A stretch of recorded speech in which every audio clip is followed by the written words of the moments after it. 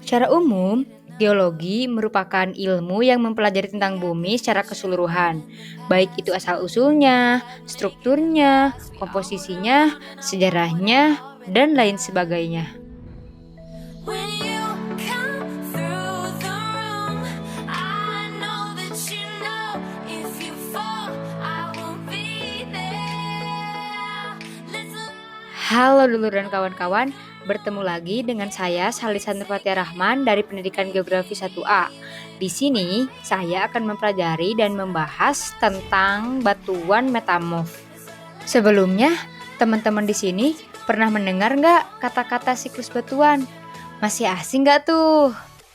Siklus batuan yaitu serangkaian proses yang menggambarkan secara detail mengenai perubahan yang berawal dari magma yang telah membeku dan mendapat pengaruh dari kondisi cuaca.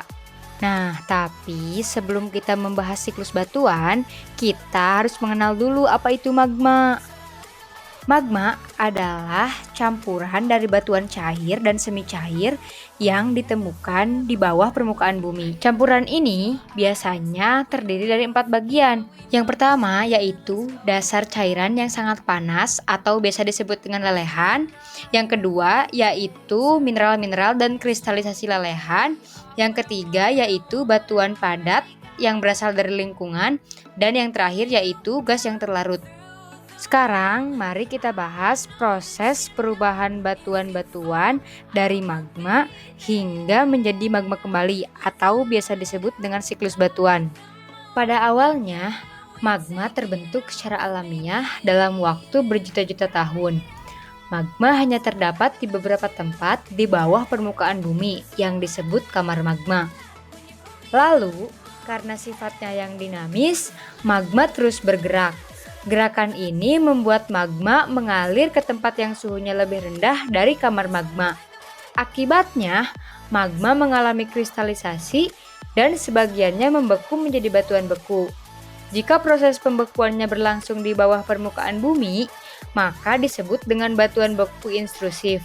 Sedangkan jika proses pembekuannya berlangsung di permukaan bumi, maka disebut dengan batuan ekstrusif. Kemudian, batuan beku yang terbentuk dari proses kristalisasi magma ini lama-kelamaan akan mengalami pelapukan. Pelapukan pertama kali terjadi pada batuan beku yang ada di atas permukaan bumi. Hasil pelapukan tersebut akan mengendap melalui proses yang disebut erosi. Selanjutnya, endapan dari hasil pelapukan batuan beku itu akan mengeras membentuk batuan sedimen. Batuan sedimen tersebut juga akan terus bergerak semakin dalam karena di permukaan bumi terus terbentuk lapisan sedimen baru. Lapisan batuan sedimen baru ini akan menghimpit lapisan sedimen sebelumnya sehingga bergerak semakin turun mendekati kamar magma. Akibatnya, batuan sedimen ini juga menerima tekanan dan suhu yang tinggi sehingga bermetamorfosis menjadi batuan metamorf. Dalam perjalanannya, batuan metamorf juga mengalami pelapukan serupa, kemudian meleleh dan kembali menjadi magma. Begitulah seterusnya secara berulang-ulang yang disebut dengan siklus batuan. Singkatnya, siklus batuan itu dapat digambarkan dari magma, kemudian berubah menjadi batuan beku, lalu berubah menjadi batuan sedimen, kemudian bermetamorfosis menjadi batuan metamorf, dan kembali menjadi magma. Nah, setelah kita mengetahui siklus batuan yang di dalamnya terdapat batuan metamorf, masih ingat nggak tuh apa itu batuan metamorf? Batuan metamorf atau disebut dengan batuan malihan, yaitu batuan hasil dari batuan beku dan batuan endapan akibat dari proses metamorfosis. Metamorfosis adalah suatu proses yang dialami batuan asal akibat dari adanya tekanan atau temperatur yang meningkat atau keduanya sama-sama meningkat. Batuan metamorf terbentuk karena adanya perubahan yang disebabkan oleh proses perubahan tekanan, suhu, dan aktivitas kimia, baik fluida atau gas. Adapun faktor-faktor yang mempengaruhi metamorfisme diantaranya yang pertama yaitu suhu. Apabila batuan dipanaskan dalam suhu tertentu, akan membentuk mineral-mineral baru yang akan menghasilkan batuan metamorf.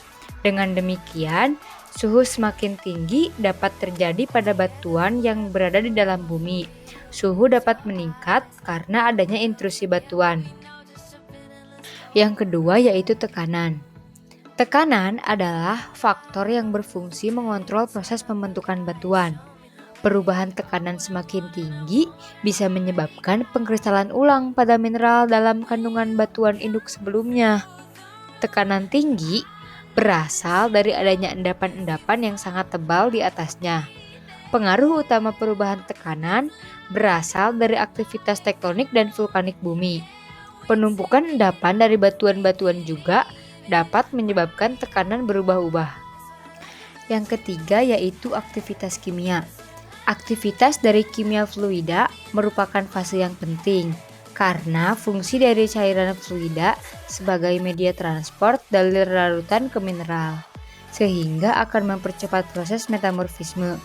Jika jumlah larutan sedikit atau tidak ada, maka proses metamorfismenya akan berlangsung lambat karena perpindahannya melalui difusi mineral yang padat. Dan yang terakhir yaitu waktu. Dalam proses metamorfisme, dibutuhkan waktu yang lama untuk membentuk butiran-butiran mineral yang ukurannya besar. Dapat disimpulkan bahwa batuan berbutir kasar merupakan hasil dari metamorfisme dalam waktu yang sangat lama, serta suhu dan tekanan yang tinggi. Sebaliknya, jika berbutir halus merupakan hasil dari waktu yang pendek serta suhu dan tekanannya yang rendah.